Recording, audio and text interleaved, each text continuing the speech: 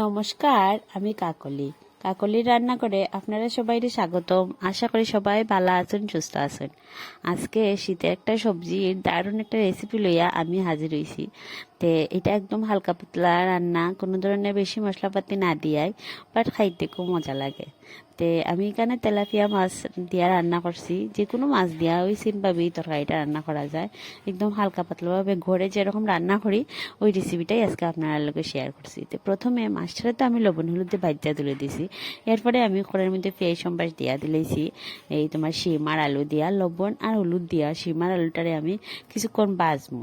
বাজা হয়ে গেলে পরে এর মধ্যে আমি এটার মধ্যে একটু জিরার গুঁড়া, ধনিয়ার গুঁড়া, লঙ্কার গুঁড়া, হলুদ গুঁড়া দিয়া আমি এটার মধ্যে হালকা একটু জল দিয়া এটার মশলাটারে ডাইক্কা এই সবজিটার ভালো হয় ডাইক্কা সবজিটারে আমি ভালো করে কষাইয়া মানে ভাজা ভাজা করবো।